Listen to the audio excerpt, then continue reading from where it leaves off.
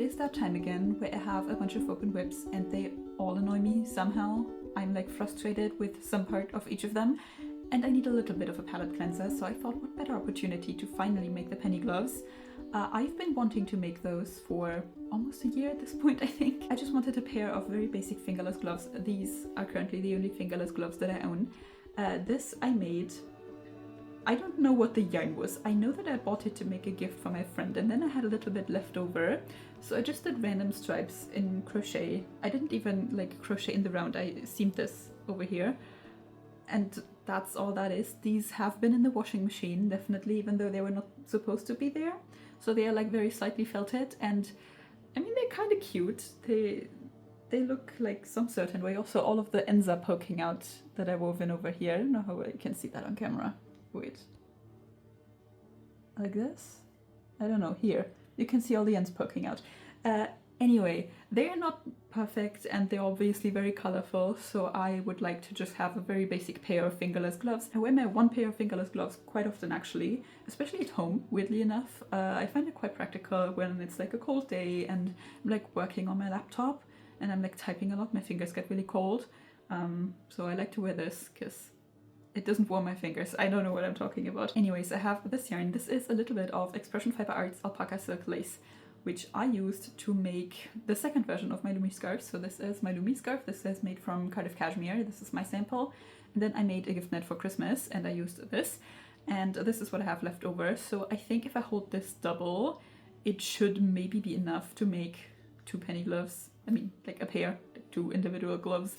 I have 182.2 meters left, I think. I weighed this and then I converted it to meters. So that's less than I need for the penny gloves, but I'm just gonna make them a little bit shorter. I think they're pretty long, like longer than these even, so I think that should be fine. And I'm just gonna take you along. I wanted to do a little bit of an experiment where I try working with double pointed needles in the round. So I looked through all of the double pointed needles that I own and I figured out that the only size that I have enough of is 2.5 millimeters, which I am a bit of a looser knitter, but I don't know. This is a 3 millimeter pattern.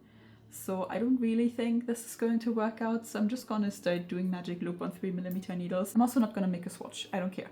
I just want to get a fun, fast project out that I don't have to think about a lot.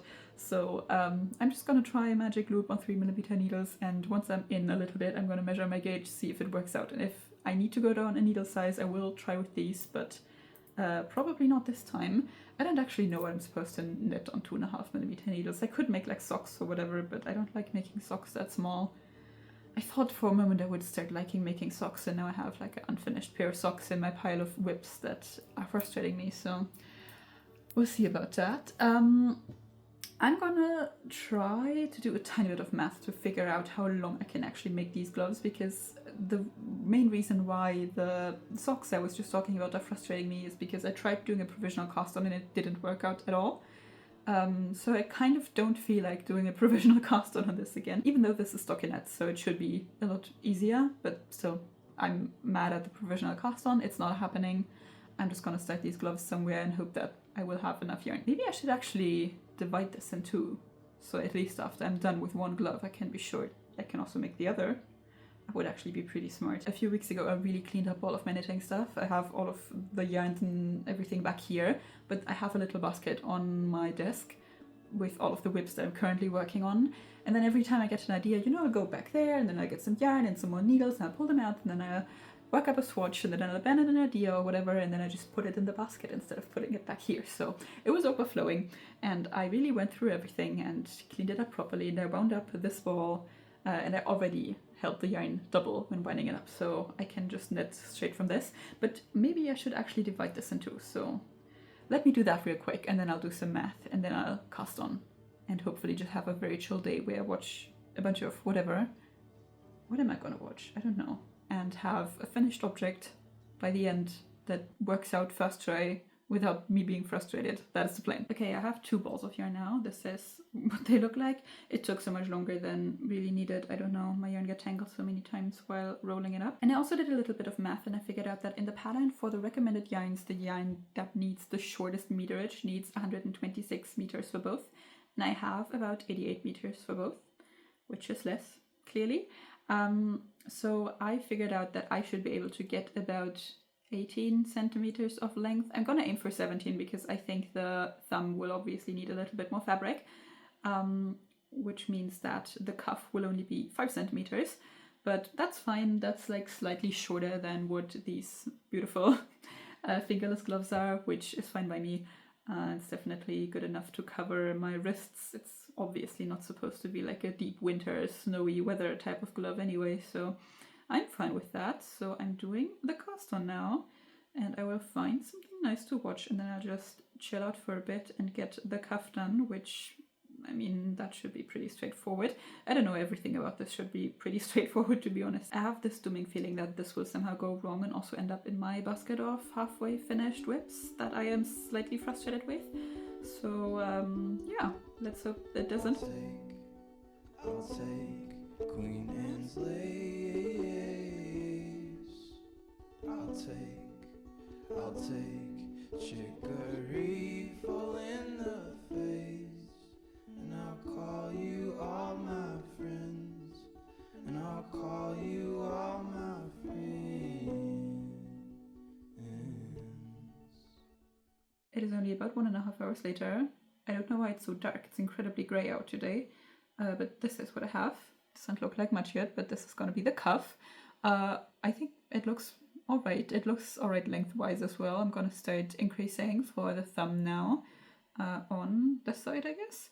So I'm going to work some increases over here to shape the thumb. I also tried to measure my gauge, which is a bit goofy on this magic loop tiny circumference situation I have here. So like try to measure this. I think I'm off gauge, and I think I'm off gauge in an unusual direction. Usually I'm a bit of a loose knitter, but this time I think I'm knitting too tight, or my yarn is probably just too small, I guess, for what is recommended. But I think it's fine. I don't think I'm gonna make any changes because, I mean, this is my wrist and this is the circumference, so I think that should fit pretty comfortably, even if it's not what's in the pattern. And I guess even if I need to make increases now and it gets to this part of my hand, I can still like slip through this with all of my hand, so that should be fine. Okay, I guess I can show it like that, but this is what it's gonna look like, I guess, and that's fine by me. Like, that's okay from the circumference. I think that's pretty good. So let's do the thumb increases. Let's figure out how that works. I've never made fingerless gloves with an actual thumb part attached to them. I mean, these just have a little hole here. And I made one more pair of fingerless gloves that I gifted away, so I don't have those, but I made some for my sister for Christmas, and I made them the same way I did the ones I just showed. I just didn't have enough yarn and enough time really to figure out how to attach the thumb to that, so I've never knitted this, but I assume that should be fairly easy. You made me shiver, you made me calm, you made me young when you donned your swollen arms around a community of tiny beats of pain and beauty. It is a tiny little bit dark already, but I am committed to getting at least through half of the second glove today, because I don't want to drag this project along. I really just want to get it done. This is where I ended up after the last section, so these are all of my little thumb increases, and these are the stitches that I put on hold to later add the thumb. I'm just going to continue in the round for a little bit. I am thinking maybe it would be smarter to add the thumb first so I can see how much yarn I have left over, but I honestly think I'll be fine. I mean, the thumb is tiny, so I guess if I feel like I'm running out of yarn, I can still pivot and do that first. And then I just have to make the second one exactly the same, which makes sense because there's not a design on them, so you can just switch them around, no matter like which way your thumb is facing. Because the fingerless gloves that I made before, like the last ones I made before Christmas for my sister, they had a design on the top here, so I had to like put the thumb hole on the side that it would later go on so that the design would be on top of your hands. And I didn't quite think about the fact that when you make them plain, you don't have to do that. So that's kind of nice. I don't have to switch anything around in my head. I can just mindlessly, even more mindlessly than this one, do the second one. I don't want your service. I don't want those messages again. I want to be your friend. I want to be your friend. made quite a bit of progress on this last night. I essentially spent the entire evening just working on this, and I was able to get a few more centimeters up here. So I think last time I showed it to you, I was about there. I was like splitting for the thumb, and this is just a few more centimeters of stockinette, and then the thumb is like very, very short. It's mainly a bit annoying to knit because you need to pick up on the stitches, and it's a very small circumference, but it was just a few rows, so it was completely fine. And this is what the finished glove looks like now. It is definitely like smaller than the original, I think, in circumference and obviously in length too. I'm not sure about the circumference thing. I obviously did make a gauge swatch, so I probably should have like gone up a needle size for what is in the pattern, but it's fine to me. It does fit me. I don't think I would have needed it to be bigger. And then I started on the second one, and if you remember, my goal was to get halfway through, and this is where we're at, so I think that can count as halfway. So I'm gonna finish this real quick and at least have some sort of a successfully completed project on my record for this year. This is admittedly a bit of a boring, basic project, but I think it's finally made me figure out why I'm struggling so much with the whips that I have open, and I think that's because I don't have a simple project right now. And that's kind of unusual, I guess. I usually try to have two whips, one more difficult one, and one either accessory or like simple stockinette project, just something that I can quickly see like big successes on, in a sense, where I can either be done with a project really quick, like this one, or I can just make a big chunk of progress where I don't have to think or to like figure out any new steps. It's essentially just knitting, you know. And right now I'm working on 3 bigger, more complicated projects, I would say. The first one is my Esther jacket, which I've been working on for a really long time. It's not necessarily hard, it's a lot of texture, so a lot of looking at charts and figuring out what the next row will be, and then also it's very easy to be a bit careless or lose focus for a while and make a mistake, and then you have to rip back quite a significant amount. And I also ran into gauge issues on that one, so I think that just added to me being a little, not overwhelmed with the project, but just not really wanting to reach for it because it never felt like I was actually getting anywhere with it. And then I'm also working on one of my own designs right now, which just involves a lot of like planning and math before I can get to the part where I actually have to just knit. And I've been feeling kind of unmotivated to do all that. It's very common to like figure out a whole plan of how you're going to do something, and then you start knitting and then you run into some kind of a problem and you realize it's not working out that way. And with this particular design, I am really struggling to figure out a way to make it possible to knit this top down and in the round, and also have the color work in all the places where I want to have the color work. So I've just been doing a lot of math and trial and error to figure out a way where I can do that. I think at this point I might have to change the placement of the colorwork a little bit, just because I don't really want to knit like 90% of the sweater flat, which would be what would happen if I placed the colorwork where I wanted and also don't want to do in 𝗙𝗏. So yeah, I don't know yet what to do about that, and that makes it kind of frustrating. I think because everything else that I'm working on right now also requires quite a bit of brain power, it's just been difficult to focus on that. And then my third whip is a test knit. I'm currently working on the Ribbling sweater by Laura Penrose, and I would say this is probably my easiest pattern that I'm working on right now, just because I can't really like make any adjustments to it or be off gauge or anything like that. So I technically just need to knit this down to pattern, but it's still like a bit of a different knitting experience if you have to keep track of every single step mentally, how that worked out. If everything in the pattern is lining up, you do need to like pay attention to what you're working on, obviously, to provide sensible feedback. And there were also some spots in the pattern still that needed adjusting during the test knit. I mean, that's fine, that's what a test knit is for, so that you can like perfect the pattern.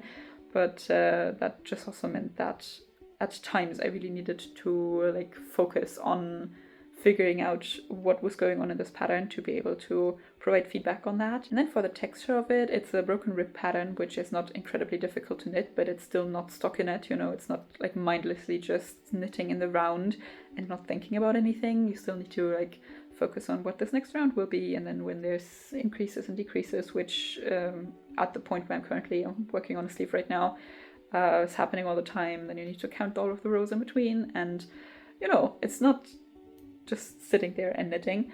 And I think I've been really missing that, just having a project where I can just sit and knit stockinette and not really worry about it. I actually also made a tiny adjustment to this pattern, apart from the length that I obviously shortened because of the amount of yarn that I had. I did the bind off differently because on my first glove here, I did what was in the pattern, which is just a regular bind off. And it does say you shouldn't do the bind off too tightly, so I tried to do it like semi-loose. But still, when I put it on, it was very noticeable that the bind off was by far the tightest point of the glove, and it was limiting the movement in my fingers quite a lot. Like, I couldn't really do this. So I didn't really like that, and for details like that that are semi-easy to fix, I don't want to leave them that way because I know that it will affect my enjoyment of the finished product quite a bit. So I went back and I ripped the bind off out and I did a sewn bind off instead, which is a technique that I actually really like. There's just 2 steps. So first you insert your needle into the first 2 stitches purlwise and pull the yarn through, and then you insert your needle into the first stitch knitwise, pull the yarn through and slip the stitch off the needle. And that's just what you do the entire way around. So it's fairly straightforward. It's really not difficult at all. And I really enjoy that bind off technique a lot. It's also very stretchy, so as you might be able to see, the bind off by far is the stretchiest part now, while this here is probably the tightest where the thumb is, which makes sense. So that's all of the adjustments that I made for these gloves, and I'm just gonna quickly take half an hour and finish this one. I will never curse you. I'll forgive.